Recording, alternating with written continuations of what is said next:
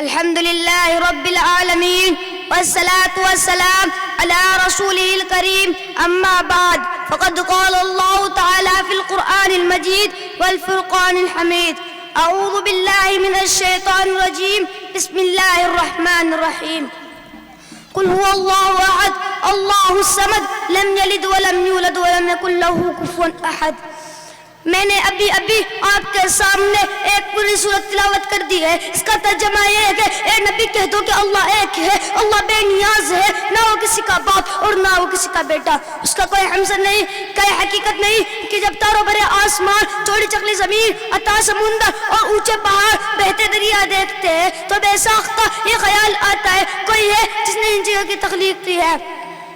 پھر ہمیں ایک قدم اور آگے بڑھاتے ہیں اور سوچتے ہیں کہ رات آتی ہے, دن رخصت ہو جاتا ہے, صبح ہوتی ہے, شام ہوتی ہے, کائنات کا نظام بنے ٹکے اصولوں کے مطابق چل رہا ہے, کہیں سے کوئی خرابی نہیں, شمس و قمر اپنے وقت پر نکلتے گئے اور اپنے وقت پر ڈوبتے گئے. تو پیساختہ یہ کہنا پڑتا ہے کہ اس عظیم کائنات کا کوئی حاکم ہے, کوئی ہے جسے کسی تعاون کی ضرورت نہیں, جو سارے جہان سے بے نیاز ہے, کسی کا احسان مند نہیں, وہ جو چاہے کرتا ہے, اسے کوئی روکنے والا نہیں, کیونکہ اگر کوئی روکنے والا ہوتا تو دنیا کا نظام اتنا چین سے نہ چلتا. لو کان فیہما آلہۃ الا اللہ لفسدتا, اگر دونوں یعنی زمین و آسمان میں اللہ کے علاوہ کوئی معبود ہوتا تو دونوں ٹوٹ پھوٹ جاتے. جب کسی ملک میں دو بادشاہ نہیں رہ سکتے تو کسی بھی ادارے کے کئی صدر نہیں ہوتے, تو بھلا اس کائنات کے کئی حاکم کیسے ہو سکتے ہیں؟ محترم دوستو, یہ ہماری باوقار مجلس اپنی کئی صدر چن لے تو کئی مجلس چل سکتی ہے, کیا یہ لوگ انہیں بیوقوف نہ کہیں گے؟ تعجب ہے ان لوگوں پر جو سارے جہان کے کئی صدر مانتے ہیں کہ کوئی باپ بیٹا اور روح القدس کا نظریہ تراشے ہوئے ہے, اور کوئی ہزاروں دیوی دیوتاؤں کو پرمیشور کا ساتھی بناتا ہے, مگر بڑے افسوس کی بات ہے کہ لوگ انہیں بیوقوف کہتے ہوئے چاہتے ہیں. حضرات, ممکن ہے کہ اس دوران تقریر اس حکیم سراپا تقصیر سے کچھ غلطیاں ہو گئی ہو, تو میں بھی اور انسانوں کی طرح ایک انسان ہوں, اس لیے مجھ سے کچھ غلطیاں ہو جانی کوئی حیرت کی بات نہیں. آپ حضرات سے گزارش ہے کہ مجھے مطلع فرمائے میں نے کون سی باتیں غلط کی ہے تاکہ آئندہ ایسا نہ کروں. وما توفیقنا الا باللہ. الحمد للہ وحدہ والصلاة والسلام على من لا نبي بعده. أما بعد, قل إن الموت الذي تفرون منه فإنه ملاقيكم ثم تردون إلى عالم الغيب والشهادة فينبئكم بما كنتم تعملون. پیام مرگ سے اے دل کیوں تیرا دم نکلتا ہے, پیام مرگ سے اے دل کیوں تیرا دم نکلتا ہے, مسافر روز جاتے ہیں یہ راستہ یوں ہی چلتا ہے. مومن کبھی ہوتا نہیں موت سے خائف,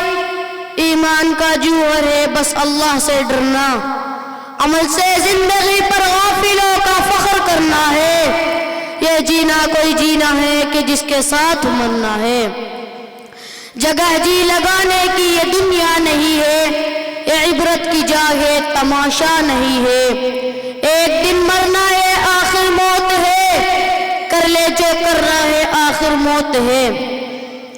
برادران اسلام و محترم حاضرین, موت ہر جاندار کے لیے کتنا بھیانک اور کیسا خطرناک لفظ ہے. موت سے ہر شخص بھاگتا ہے, بچہ ہو یا جوان, بوڑھا ہو یا بوڑھی, مرد ہو یا عورت, جھوپڑیوں میں رہنے والا ہو یا کوٹھیوں میں, دیہاتوں کا رہنے والا ہو یا شہروں کا, مسافر ہو یا مقیم, موت کے اتلٹ گھونٹ کو کوئی پینا گوارا نہیں کرتا, موت کی آواز کو کوئی سننا نہیں چاہتا, مگر اس کے باوجود موت ہر ایک کے پاس آتی ہے. کبھی تو ماں کی گود میں آتی ہے اور ماں کے آرزو کو خاک میں ملا کر رکھ دیتی ہے,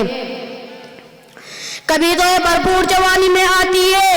اور ہزاروں کی تمناؤں پر پانی پھیر دیتی ہے, اور کبھی یہ بڑھاپے میں آتی ہے اور موت ہر ایک کو آتی ہے. فرق ذرا کہ آج ان کی کل ہماری باری ہے. اسی کو اللہ رب العزت نے قرآن کریم میں اس طرح بیان فرمایا ہے, قل ان الموت الذي تفرون منه فإنه ملاقيكم. اے نبی فرما دیجئے جس موت سے تم فرار کرتے ہو وہ کہے ضرور ملے گی, اور تمہیں اس مالک کی ضرورت طرف لوٹنا ہے جو تمہارے ظاہر و باطن اور اندر و باہر کا علم رکھتا ہے, اور تمہیں کل قیامت کے دن جس میں اولین آخرین جمع ہوگے تمہارے اعمال سے تنبیہ کرے گا۔ اگر تم نے خدا اور اس کے رسول کی اطاعت و فرما برداری میں زندگی گزاری تو نامہ اعمال تمہارے دائیں ہاتھ میں دیا جائے گا اور فرشتوں سے کہا جائے گا اسے جنت میں داخل کر دو اور یہ پیغام سنا دو کہ اب کبھی بھی تمہیں موت نہیں آئے گی۔ اور اگر تم نے خدا اور اس کے رسول کے قانون کو توڑ کر اور مخلوق خدا کو تکلیف دینے میں زندگی گزاری اور تم نے حلال کو حلال اور حرام کو حرام نہیں سمجھا تھا،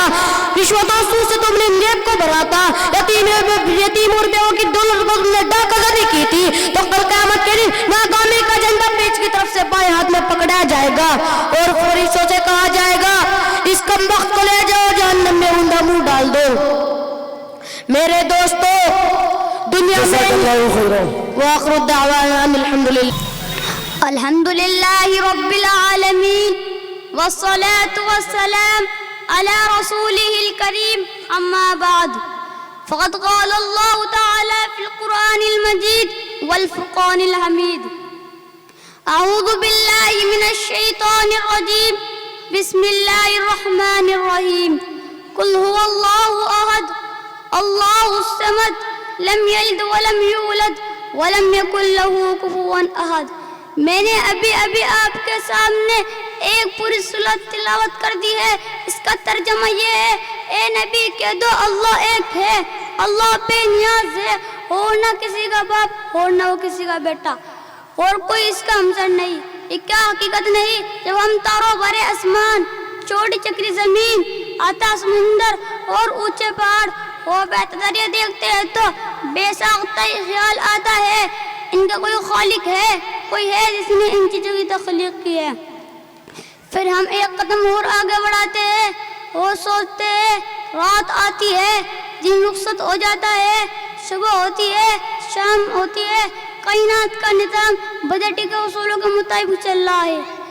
کہیں سے کوئی خرابی نہیں، شمس و قمر اپنے وقت پر نکلتے ہیں، اپنے وقت پر ڈوبتے ہیں، تو بھی ساختہ یہ کہنا پڑتا ہے اس عظیم کائنات کا کوئی حاکم ہے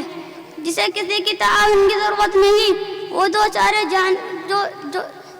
سارے جان کے بھی نیاز ہے، کسی کا احسان مند نہیں، وہ جو چاہے کرتا ہے، اسے کوئی روکنے والا نہیں،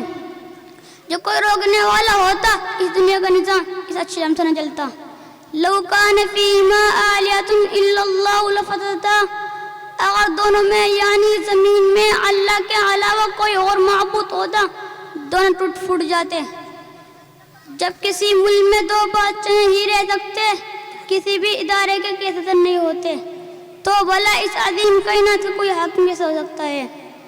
محترم دوستو، ہماری کیا بوقار اپنی کیسے نہ چن لے تو کیا مجلس چل سکتی ہے؟ کیا لوگ بے وقوف نہ کہیں گے؟ تعجب ہے ان لوگوں پر جو سارے جان کے بے نیاز مانتے ہیں۔ کوئی باپ بیٹا رول قدس کا نظریہ تراشے ہوئے ہے اور کوئی ہزاروں دیوی دیوتاؤں کو پرمیش کا ساجی بناتا ہے، مگر بڑے افسوس کی بات ہے کہ لوگ انہیں بے وقوف نہ کہتے ہوئے کھچکچاتے ہیں۔ حضرات، ممکن ہے کہ دوران تقریر اس حقیقی سراپا سے کچھ غلطی ہوگی ہو، میں بھی ایک انسان کی طرح ایک انسان ہوں، اس لیے مجھ سے غلطی ہو جانا کوئی حیرت کی بات نہیں۔ آپ حضرات سے گزارش ہے کہ مجھے مطلع فرمائے میں نے کون سی بات غلط کی ہے تاکہ میں آئندہ ایسا نہ کروں۔ انہی چند باتوں پر تقریر ختم کرتا ہوں۔